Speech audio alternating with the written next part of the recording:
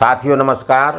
विवाह में आ रही बाधाओं को कैसे दूर करें, यह इस समय काफ़ी एक बड़ी समस्या बनी हुई है और विवाह विलम्ब से होते हैं। यहाँ तक कि लड़के और लड़कियों की उम्र काफ़ी हो जाती, शादियाँ नहीं होती हैं। इन्हीं कारणों से माता और पिता काफ़ी चिंतित और परेशान रहते हैं और उनका परेशान होना, उनकी चिंता होना स्वाभाविक है, क्योंकि जब बच्चे शादी योग्य हो जाएं और उनकी शादियां ना हों तो माता पिता को इस बात की चिंता होना स्वाभाविक है। जो विवाह में देरियां होती हैं उसका मुख्य कारण ग्रहों का कमज़ोर होना है। जैसे लड़कियों के लिए देवगुरु बृहस्पति का कुंडली में मजबूत होना आवश्यक है। यदि देवगुरु बृहस्पति कुंडली में मजबूत स्थिति में हैं तो ऐसे लड़कियों का विवाह शीघ्र हो जाता है, और यदि देवगुरु बृहस्पति की कुंडली में स्थिति कमज़ोर है तो ऐसे बच्चियों को विवाह में परेशानियां आती हैं और विवाह विलम्ब से होता है और कई बार विवाह लंबे समय तक नहीं हो पाता है। वहीं दूसरी तरफ यदि लड़कों के विवाह में विलम्ब हो रहा है तो इसके लिए शुक्र ग्रह जिम्मेदार है, क्योंकि लड़कियों के विवाह के लिए देवगुरु बृहस्पति को कारक माना गया है, जबकि लड़कों के विवाह के लिए शुक्र ग्रह को कारक माना गया है। यदि ये दोनों ग्रह कमज़ोर हैं किसी भी कुंडली में तो विवाह होने में अड़चनें आती हैं, परेशानियां आती हैं, और विवाह के लिए बाधक ग्रह शनि और मंगल एवं सूर्य भी हैं। जब किसी जातक की कुंडली में मांगलिक दोष लगा हो तो यहाँ पर भी विवाह में काफ़ी परेशानियाँ डिलेज देखने को मिलता है। शनि की स्थिति अगर कुंडली में अच्छी ना हो, शनि सप्तम भाव में स्वराशिस्थ होकर बैठे हों या सप्तम भाव पर इनकी दृष्टि पड़ रही हो, तब भी विवाह में विलम्ब होता है। तो विवाह में विलम्ब होने से मानसिक रूप से बच्चे भी परेशान रहते हैं और पेरेंट्स भी परेशान रहते हैं। तो यहाँ पर हमने यह समझा कि विवाह में परेशानियाँ क्यों हो रही हैं। फिर भी जिनकी कुंडलियाँ नहीं हैं, जिनकी हॉरोस्कोप नहीं है, वह कैसे समझें कि देवगुरु बृहस्पति की स्थिति अच्छी नहीं है, शुक्रदेव की स्थिति अच्छी नहीं है, शनि मंगल और सूर्य उनके लिए अकारक हैं, परेशानी कारक हैं, और सप्तम भाव में इनकी स्थितियां अच्छी नहीं हैं। अब ये सब चीज़ें बिना कुंडली के समझना मुश्किल है। फिर भी यहाँ पर जो भी उपाय मैं बताने जा रहा हूँ वह उपाय यहाँ पर सभी के लिए लागू होंगे जिनकी कुंडलियों में ग्रहों की स्थितियाँ कमज़ोर हों, प्रतिकूल हों, जो शादी के लिए अड़चनें डाल रही हों, या जिन जातकों के पास में उनकी कुंडली नहीं है, कुंडली का कोई विवरण नहीं है, तो वो सभी लोग इस उपाय को करके शीघ्र ही शादी का समाधान कर सकते हैं। उपाय के लिए आपको वीडियो अंत तक अवश्य देखना है। जब तक आप अंत तक वीडियो नहीं देखेंगे तब तक आप उपाय ना तो समझ पाएंगे और ना ही कर पाएंगे। तो यहाँ पर मैं आपसे निवेदन करूँगा कि आप वीडियो को अंत तक अवश्य देखें और इस कार्यक्रम का पूरा लाभ उठावें। यह निश्चित है कि जो उपाय मैं बताने जा रहा हूँ, यदि इन उपायों को आप लोगों ने किया तो शादी अविलंब होगी, जल्दी से जल्दी होगी और शादी अच्छी होगी, घर वर अच्छा होगा, आपस में सामंजस्य अच्छा रहेगा। तो चलिए अब वीडियो को आगे न बढ़ाते हुए सीधे उपाय पर आते हैं कि क्या क्या उपाय हम करें जिनके करने से अति शीघ्र शादी के योग बने, शादी का क्रियान्वयन हो और शादी हो। इसके लिए जो बच्चे, चाहे वो लड़के हों या लड़कियां हों, स्वयं उपाय को करना चाहते हों तो स्वयं कर सकते हैं।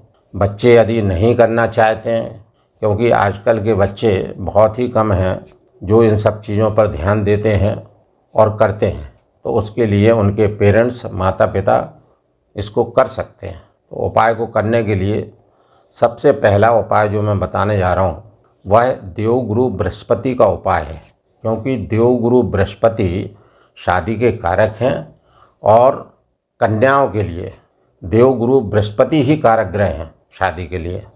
तो ऐसी स्थिति में आप बृहस्पतिवार के दिन, गुरुवार के दिन एक गमला लेवें और गमले में केले का पौध लगावें और लगाकर उसको जल से सींचें।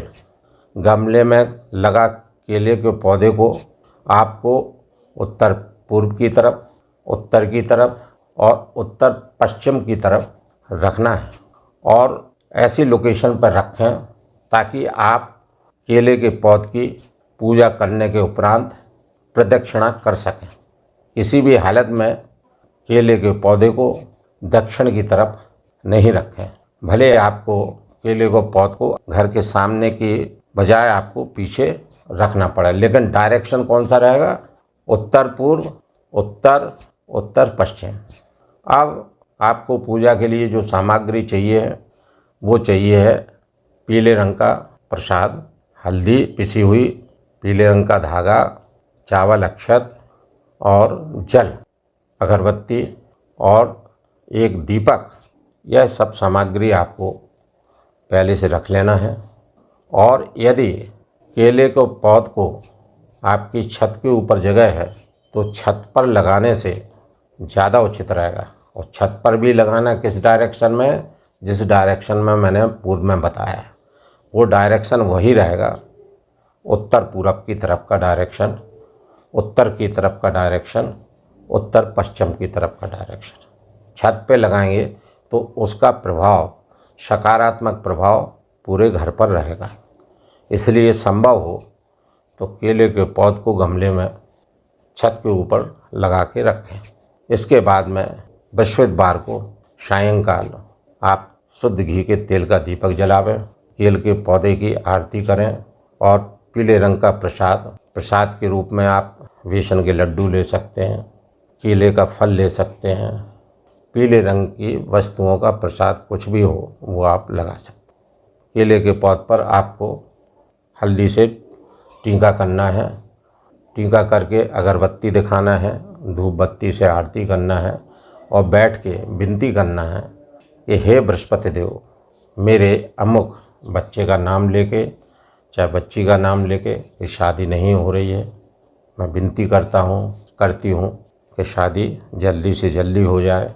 ऐसी प्रार्थना केले के समक्ष विष्णु भगवान से करना है और 5 प्रदक्षिणाएं आपको करना है, 5 बार परिक्रमाएं लगाना है और विनती करके आपको मत्था टेकना है, प्रणाम करना है। हो सके तो एक माला 108 बार बृहस्पति देव का बीज मंत्र का जाप करना है। वह जाप ओम ब्रह्म बृहस्पते नमः, पुनः सुने, ओम ब्रह्म बृहस्पते नमः मंत्र का जाप 108 बार एक माला करें और यह आपको प्रत्येक गुरुवार को करना है। उसके बाद में आप नीचे जहाँ आपका मंदिर हो घर में, वहाँ पर विष्णु भगवान की मूर्ति के सामने उनका तिलक करें और वहाँ बैठकर विष्णु सहस्त्रनाम का पाठ करें। पाठ चूँकि लंबा है, 1000 नाम है। यदि आपके पास में समय का अभाव है या आप नित्य पूरा पाठ नहीं कर सकते हैं तो पाठ का नियम बना लें। यदि 100 नाम आप रोज़ ले सकते हैं तो 100 नाम लेके आप वहाँ पेंसिल से टिक कर लें और अगले दिन फिर आप 100 नाम लें। विष्णु सहस्त्र नाम का पाठ आपको नित्य करना है, तब तक करना है जब तक कि जिसके लिए आप ये पाठ कर रहे हैं शादी हेतु, तब तक उसकी शादी ना हो जाए। लेकिन ऐसा करने से शादी अति शीघ्र होगी, शीघ्र से शीघ्र शादी के योग बनेंगे। और इस तरह अगले दिन करना है। करते करते जब 1000 नाम पूरे हो जाएं तब पुनः आपको फिर से दोबारा पाठ को शुरू करना है। यह क्रम लगातार तब तक चलना चाहिए जब तक कि जिस बच्चे के लिए आप यह पाठ कर रहे हैं या ये पूजा कर रहे हैं उसकी शादी ना हो जाए। शादी के बाद बेशक आप इस पाठ को बंद कर सकते हैं। तो यदि बताए गए इन उपायों को आप करते हैं तो निश्चित रूप से शादी जल्दी से जल्दी होगी और सुयोग्य वर सुयोग्य वधू के साथ होगी। जो भी दाम्पत्य जोड़ा होगा वो शानदार होगा, सुयोग्य होगा एक दूसरे के, और इनका दाम्पत्य जीवन भी अच्छा रहेगा, मधुर रहेगा। किसी तरह की दाम्पत्य जीवन में कभी भी कोई परेशानी उनको नहीं दिखेगी। मैं ये दूसरा उपाय बताऊं इससे पहले आप सभी से अनुरोध करता हूं कि मेरे द्वारा दी जा रही जानकारी यदि आप लोगों को अच्छी लग रही हो तो कृपया चैनल को लाइक, सब्सक्राइब एवं शेयर करना न भूलें, ताकि आप तक इसी तरह की और अन्य जानकारियां मैं दे सकूं। और बेल आइकन को प्रेस करना ना भूलें ताकि लेटेस्ट से लेटेस्ट इन्फॉर्मेशन आप तक पहुंच सके। अब दूसरे उपाय के लिए आपको हल्दी की गांठ लेना है। हल्दी की गांठ को एक पीले कपड़े में बांध लें। बांधने के बाद उसमें जो है 5 बार पीला धागा लपेट लें। धागा लपेटने के बाद उसी में कस दें धागा को। धागा में गांठ नहीं लगाना है। ऐसा करके या जो कन्याएं या लड़के जिनकी शादी नहीं हो रही हो वो बैग में अपने पर्स में सदैव इस हल्दी की गांठ को रखें, और रखने से पूर्व माथे पर वो पीला वस्त्र लपटा हल्दी की गांठ जिसमें है उसको माथे पर लगाएं और देवगुरु बृहस्पति से विनती करें कि हे प्रभु, मेरी शादी शीघ्र से शीघ्र अच्छी से अच्छी जगह कराने की कृपा कीजिए। ऐसा मन में विचार करके फिर अपने पॉकेट में अपने पर्स में रख लें, और ये तब तक रखी रहेगी जब तक कि आपकी शादी नहीं हो जाती। शादी होने के बाद में इसको आप कहीं भी घर पर सदैव के लिए या अपनी अलमारी में रख सकते हैं। तो यह दूसरा उपाय है। यदि मैं तीसरे उपाय की बात करूं तो तीसरा उपाय, और ये जो बृहस्पतिवार को मैंने पहला उपाय बताया था, ये प्रत्येक बृहस्पतिवार को तब तक करना है जब तक कि शादी नहीं हो जाती। जितने भी उपाय जो भी मैं बता रहा हूँ ये सारी की सारी चीज़ें तब तक आपको करना है जब तक कि शादी नहीं हो जाती। तीसरे उपाय के लिए चूँकि मैंने पूर्व में ही बताया कि देवगुरु बृहस्पति और शुक्र ग्रह ये दोनों गुरु हैं। एक देवताओं के गुरु हैं, एक दानवों के गुरु हैं, और ये दोनों ही ग्रह शादी के कारक हैं। देवगुरु बृहस्पति कन्याओं की शादी के कारक हैं और शुक्रदेव लड़कों की शादी के कारक हैं।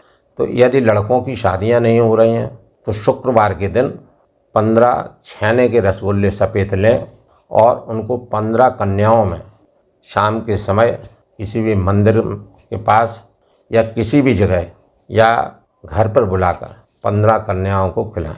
यदि कन्याएं उपलब्ध नहीं हैं तो आप किसी गरीब को खिला सकते हैं।